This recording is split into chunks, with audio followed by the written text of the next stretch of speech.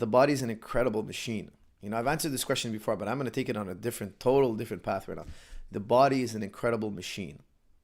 So is the mind. So is the mind. But some people convince themselves every day that they can't do something.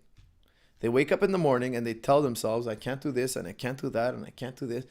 And they convince themselves so much that they can't do something.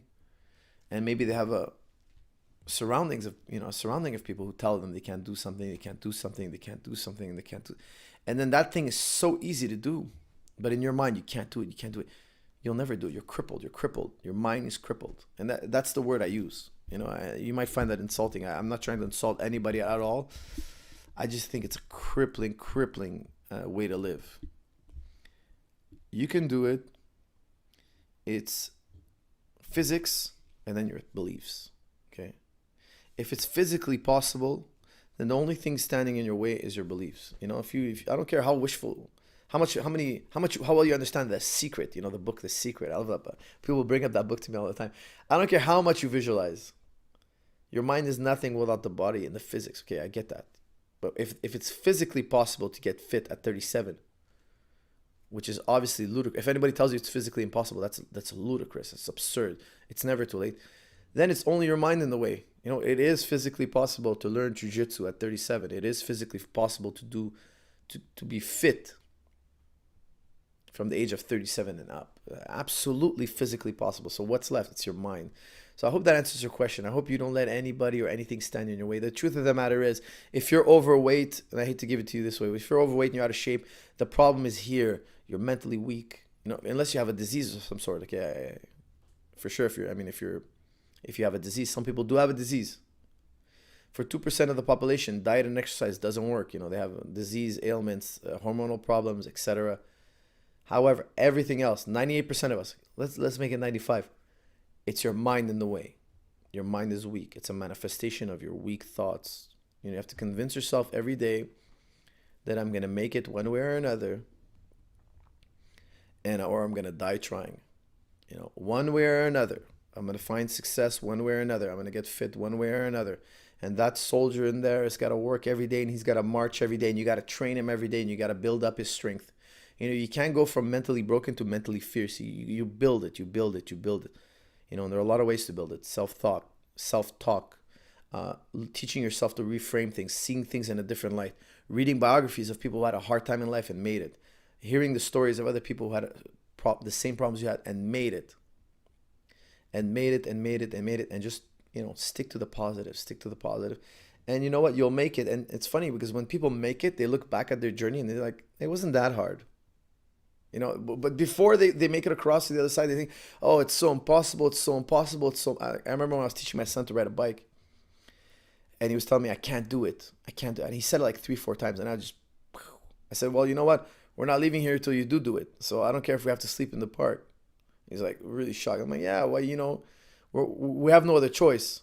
He was like 4 years old, 5 years old. Obviously, I wouldn't make him sleep in the park, but I wanted him to realize that we are committed to this. We are committed to this. And I was just trying to teach him a lesson that, because I see this all the time. I've trained thousands of people. Some people come in and they're locked to their excuse. They're locked to it. And, you got to burn the bridge behind them sometimes. You got to burn the bridge. You hear that old fable where an army goes to the shores and the general burns the ships. It's either we win this war or we die, because there's just the ocean now. There's no more boats. There's no exit. And I think it could be a very dangerous thing. Obviously, I wouldn't do that to an extreme level, but there is a gem there. There is a kernel of truth. So sometimes I jokingly tell my students, my younger ones, oh, well, if you don't get it right, we're just going to get our sleeping bags. We're going to sleep here, and then we're going to wake up really early tomorrow. I'm talking about sleeping in the gym, and we're going to drill that move. And if we can't do it then, we're not gonna sleep the next night. We're just gonna do. And then you see their mind shift. They're like, wait a second, I might as well just get this right now. I'll get it correct right now. We don't have to sleep in the gym. I joke around with them. Oh, we have gruel for breakfast. It's like oatmeal without the flavor. Gruel. You never heard of gruel? Oh, gruel. You never heard of gruel? That's all we serve in the morning here at TriStar. And I kind of joke around with them, and they realize, you know what, let me just do this right. And in 5 minutes, they're doing it right. They went from I can't to I can. And I remember when I was teaching my son to ride a bike, I told him, oh, we'll just sleep in the park. We'll live here until you can ride a bike. Maybe when you're 10 years old, if we live here for 5 years or 6 years, whatever it was, you'll finally be able to ride that bike. We'll just live in the park. We'll be with those people who live in the park. And sure enough, a few minutes later, he was riding that bike. He was pedaling. And I reminded him, you remember you said you couldn't do it and then you won't be able to and you didn't want to do it. And he's like, yeah, that was easy, Dad. I was wrong. It was easy. And I've had this experience so many times in my life. People think something is so hard, and sometimes it is hard, but a lot of times it's not. Some things are hard. I don't want to say some things are not hard. That's not true. Some things in life are really hard to do. 1% of people are going to be successful. 99% are going to fail. But some things are super easy. Just look at the statistics, Getting your driver's license, pretty easy. I would say I don't have any hard statistics. But I would say 90% of people get their license, over 90%. So well over. So why wouldn't you get it? It should be easy. If everybody's doing it, it's easy. So my advice to you, millions of people are in shape and they're 37. Lots of people got in shape in their 40s, etc. I don't have any hard statistics for you, but I've seen it. I've had a lot of experience with it. It's not hard. It's just your mind in the way. Get your mind right. Get your mind strong.